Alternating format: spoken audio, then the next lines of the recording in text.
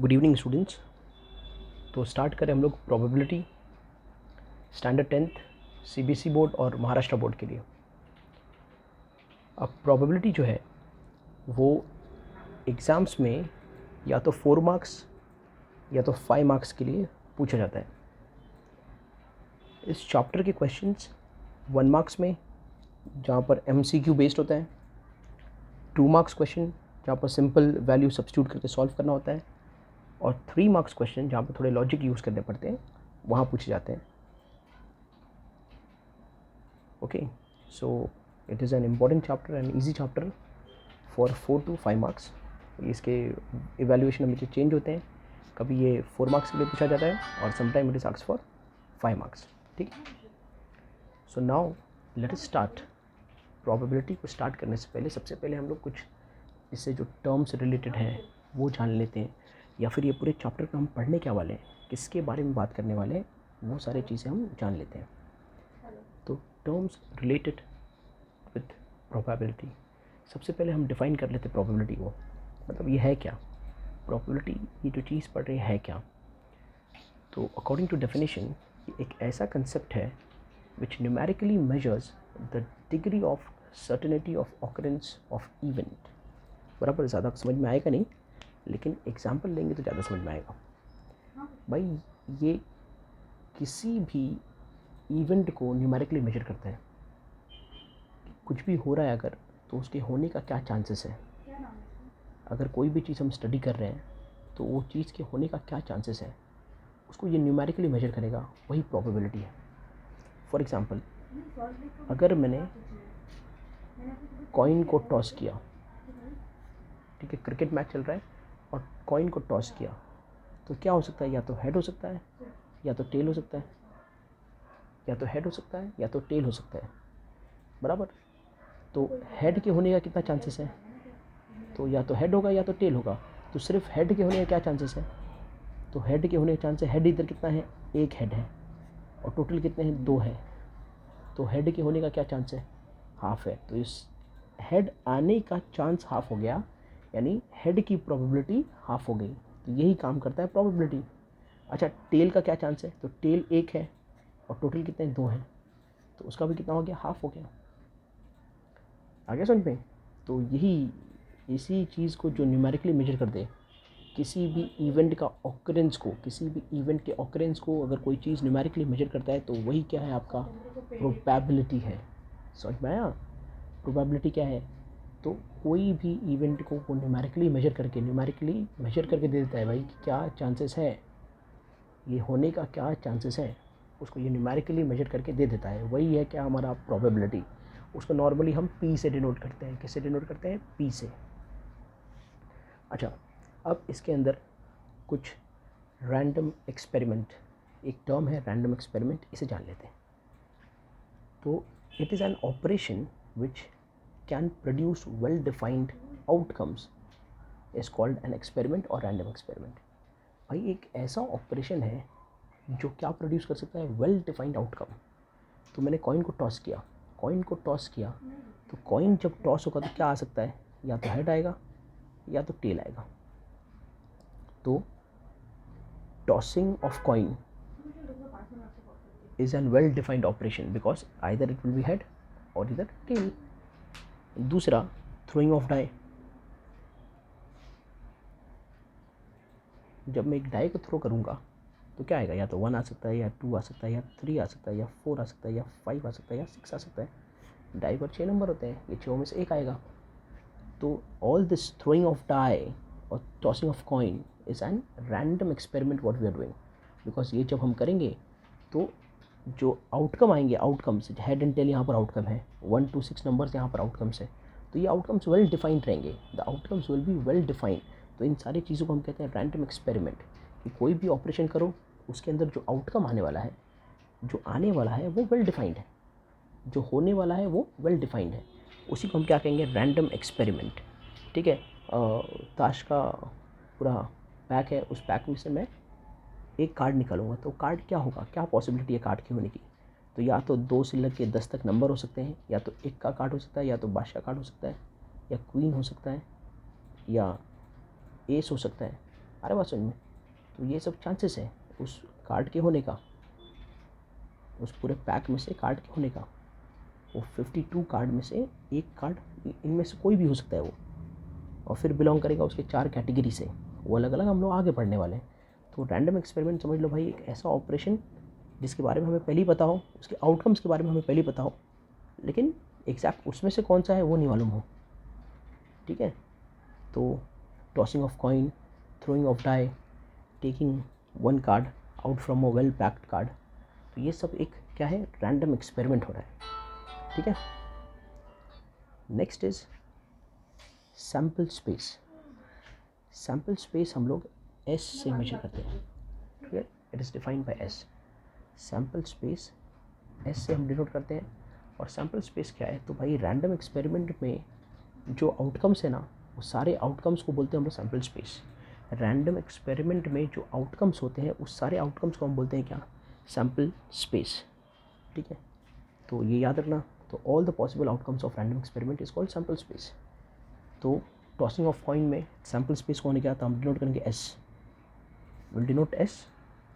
इसको tossing of coin में sample space को होने का एस से डिनोट करके ऐसा बना के लिखेंगे भाई, हेड या टेल हो सकता है। ठीक है, अच्छा 2 कॉइन टॉस हुआ, 2 कॉइन टॉस हुआ तो क्या हो सकता है, तो हेड पहली बार भी आ सकता है, दूसरी बार भी हेड आ सकता है। पहली बार हेड, दूसरी बार टेल आ सकता है। पहली बार टेल, दूसरी बार हेड आ सकता है, या दोनों बार टेल आ सकता है। तो ये सब कौन हो गया, ये सैम्पल स्पेस हो गए। ठीक है, हमें यहाँ से पता करना पड़ता है कि ये तो पूरे सैम्पल स्पेस हो गए, तो इसके कितने नंबर्स हैं, हाउ मेनी आर देयर, तो there are n। Sample space कितने, 2 है इसके अंदर। इसमें कितने हैं, तो number of sample space equals to 4। अरे बात समझ में। तो ये नंबर ऑफ सैम्पल स्पेस, ये नंबर ऑफ सैम्पल स्पेस, और ये जो है इसके अंदर जितने इवेंट्स हैं वो क्या हो गए, सैम्पल स्पेस हो गए। तो रैंडम एक्सपेरिमेंट जो करेंगे ना, तो उसके जो भी आउटकम्स हैं वो हो जाएंगे क्या, हमारे सैम्पल स्पेस।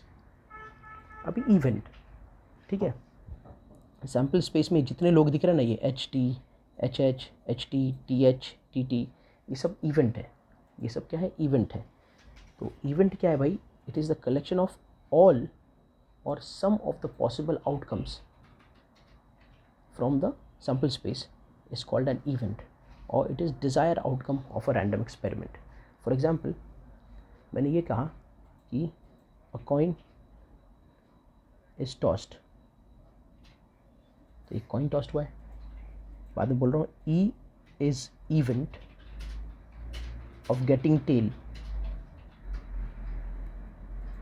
तो मैं क्या करूँगा, सबसे पहले इसमें लिखूँगा S क्या है, तो S क्या है, एक कॉइन टॉस हुआ था H, टेल।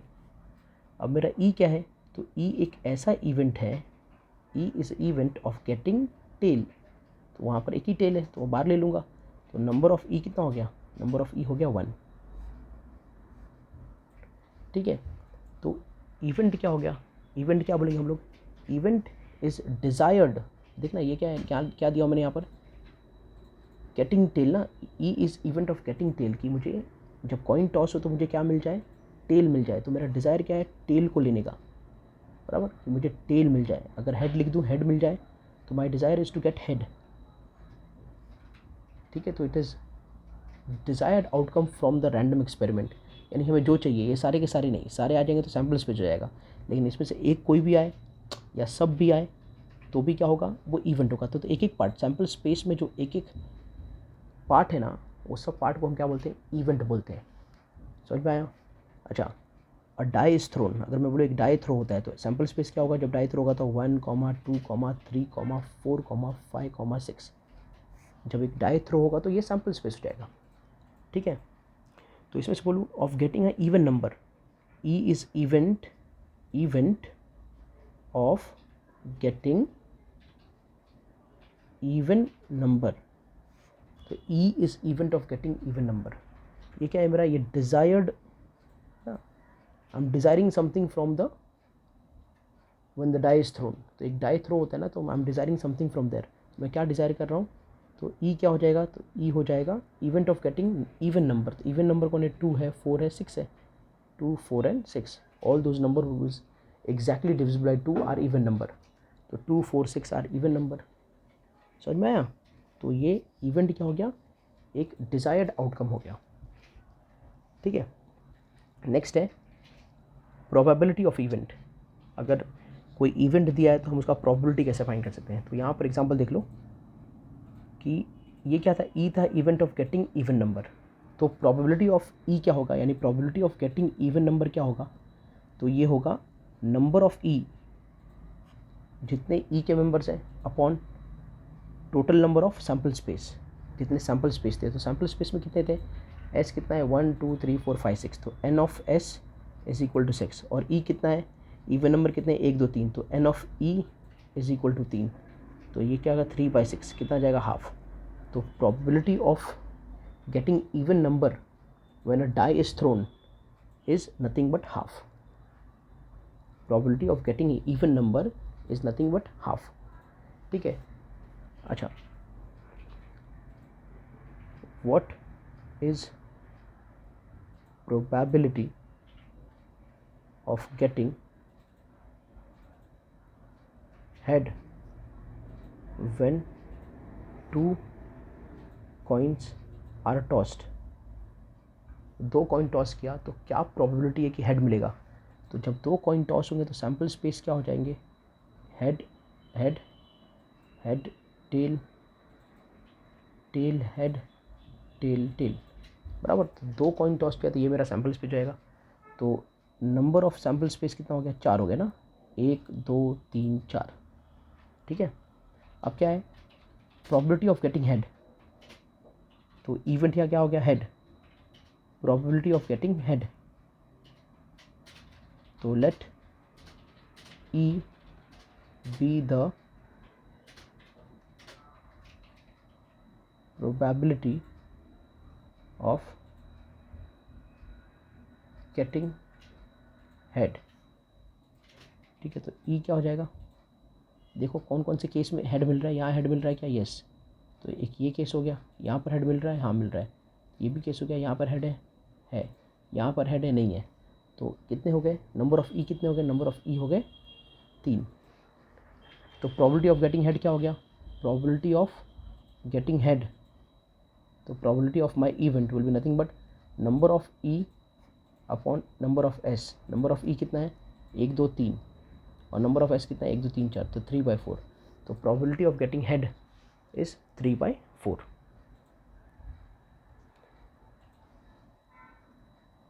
ठीक है,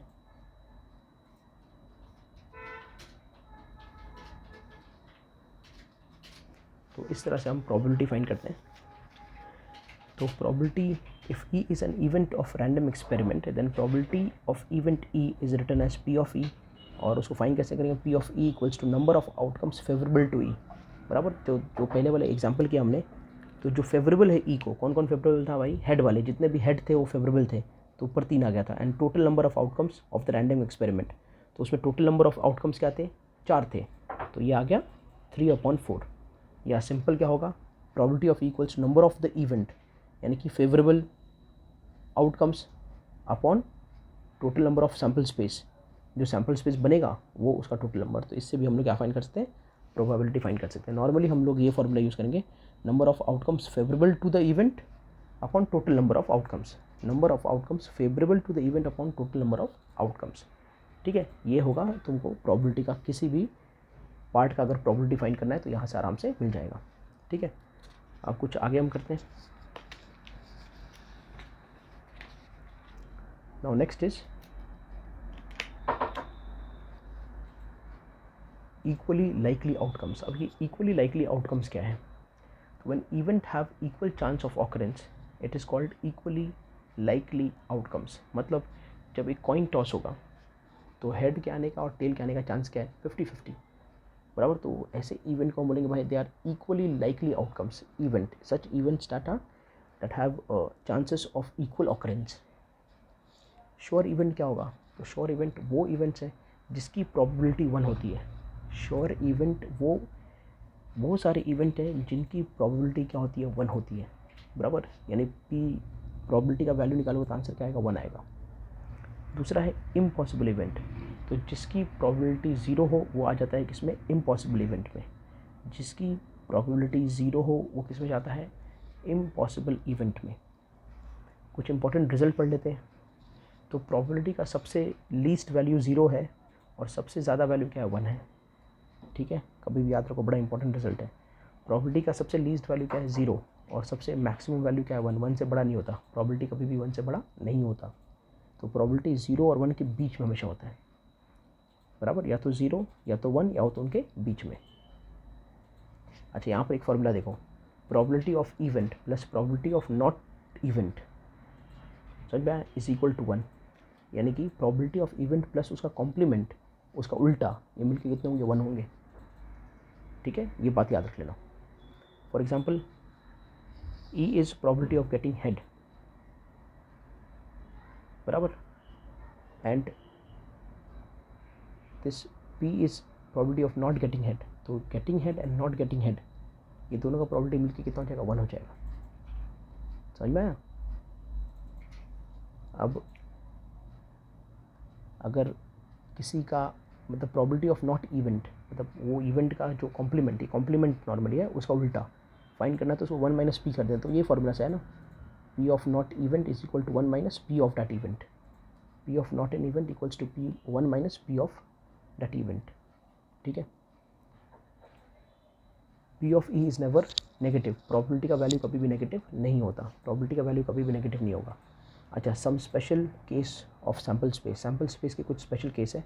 अगर एक डाई थ्रो होगा तो सैम्पल स्पेस क्या हो सकता है 1 2 3 4 5 6, और नंबर ऑफ सैम्पल स्पेस क्या हो जाएंगे 6 हो जाएंगे। अगर 2 डाई थ्रो हुआ तो क्या हो जाएगा, केस हो जाएगा 1, 1, 1, 2, 1, 3, 1, 4, 1, 5, 1, 6, ऐसे कहाँ तक जाएगा 6, तक। तो नंबर ऑफ एस कितने हो जाएंगे, टोटल 36 हो जाएंगे। नंबर ऑफ एस कितने हो जाएंगे 36।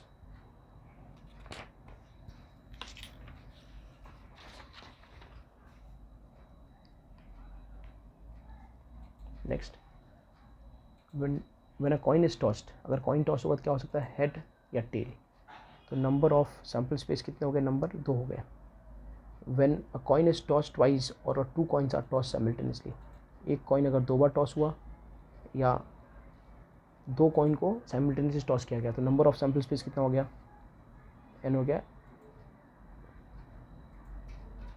Number of sample space equals to 4।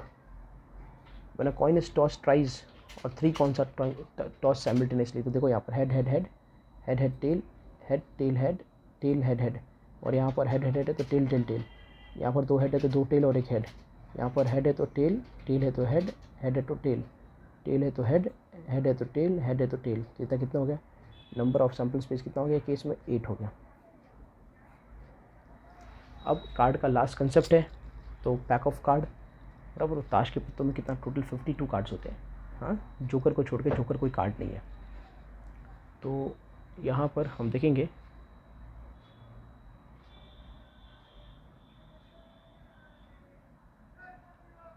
ठीक है, पैक ऑफ कार्ड्स 52, उसमें से 26 जो होते हैं वो रेड कार्ड होते हैं, रेड कलर के होते हैं, और 26 जो होते हैं ब्लैक। तो 26 मिलके कितना हो गया 52। अब रेड कार्ड में 2 कैटेगरी है, एक डायमंड की है और एक हार्ट की है। तो 26 में 13 डायमंड की और 13 हार्ट की, ठीक है। और यहाँ पर ब्लैक के 26 में 13 is of spade and 13 is of club, समझ में आ गया। तो ये नॉर्मल कार्ड का पैकिंग होता है। तो कभी भी एग्ज़ाम में आया कि भाई how many red colour cards are there, तो 26, ठीक है। यानी कि व्हाट इज़ द प्रोबेबिलिटी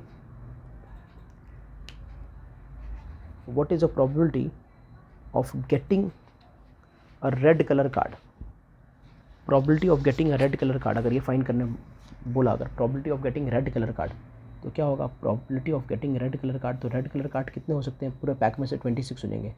तो probability of red colour will be 26, और टोटल कितना है 52, कितना हो गया, हाफ हो गया, ठीक है। और पूछा probability of getting not getting red colour, probability of not red colour, तो ये कितना हो जाएगा। तो रेड कलर कितने, काल रेड कलर नहीं है, 26 रेड कलर नहीं है, तो ये 26/52, ये भी कितना हो गया, हाफ हो गया। अभी एक फॉर्मूला बता, probability of event plus probability of not event is equal to 1। तो इसको वेरीफाई कर लेते, देखो ये probability of getting red colour कितना हो गया, हाफ हो गया, plus probability of not getting red colour वो भी कितना हो गया, हाफ हो गया, हाफ प्लस हाफ कितना हो गया, 1 हो गया। तो यही फॉर्मूला का वेरिफिकेशन है, बराबर। अभी हमने जो फॉर्मूला पढ़ा ना, probability of event plus probability of not that event equals to 1, ये उसका वेरिफिकेशन है। ठीक है, तो यहाँ से ये बराबर से रेडी करना ये सब। अच्छा, डायमंड कार्ड कितने हैं? 13। तो अगर किसी ने बोला कि एक पूरे पैक में से probability of diamond card is 13/52, 13/52, तो कितना हो जाएगा? 1/4। Probability of heart card is again 1/4, probability of spade card is 1/4, probability of club card is 1/4। ठीक है, तो ये सारी चीज़ें आ गई।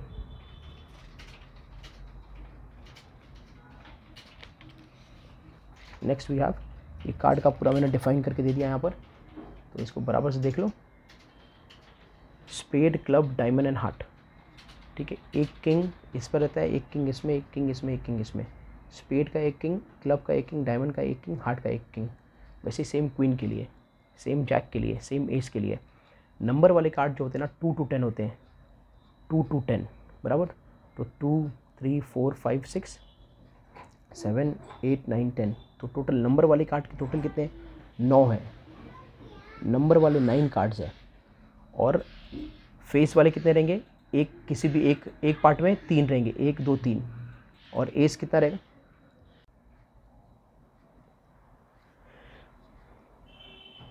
तो नंबर वाले 9 कार्ड रहेंगे हर एक कैटेगरी में। स्पेड में 9, क्लब में 9, डायमंड में 9, हार्ट में 9, नंबर्स वाले।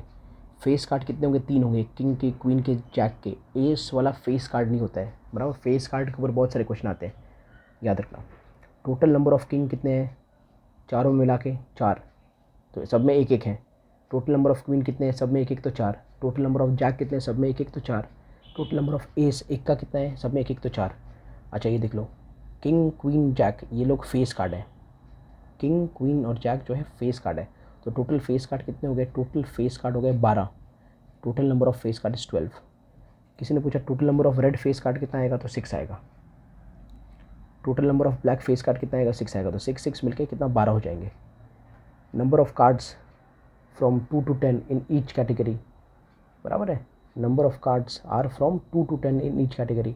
नंबर जो है ना, नंबर कार्ड, किसी नंबर कार्ड कहाँ से स्टार्ट होता है? तो 1 से नहीं होता है, 2 to 10 रहते हैं। ठीक है, पहले 1 का रहेगा, फिर 2, 3, 4, 5, 6, 7, 8, 9, 10, फिर जैक आएगा, फिर क्वीन आएगा, फिर किंग आएगा। इस तरह से कार्ड रहते हैं। ठीक है, ओके। कुछ यहाँ पर ये जान लो, यहाँ पर फेस कार्ड में रेड के 2, ब्लैक के 2, किसमें? किंग में। किंग जो है ना, किंग 2 रेड का रहता है, 2 ब्लैक का रहता है। क्वीन 2 रेड का, 2 ब्लैक की। जैक 2 रेड का, 2 ब्लैक का। एस भी 2 रेड का, 2 ब्लैक का। समझ में आया? तो ये सब क्वेश्चन इसके ऊपर जनरेट होते हैं। तो ये कंसेप्ट बहुत क्लियर होना चाहिए। ये यहाँ पर नीचे आपको इवन नंबर का कंसेप्ट है, तो 2, 4, 6, 8, 10। ऑड नंबर है 1, 3, 5, 7। इवन नंबर वालों में ना, जो भी 2 से डिवाइड हो जाए वो इवन नंबर होते हैं। और तो 2 से जो डिवाइड हो जाए वो क्या होते हैं? अपने इवन नंबर होते हैं। और जो 2 से डिवाइड एग्जैक्टली नहीं होता है वो क्या होता है? Odd number. तो 1, 3, 5, 7 ये सब ऑड नंबर हो गए।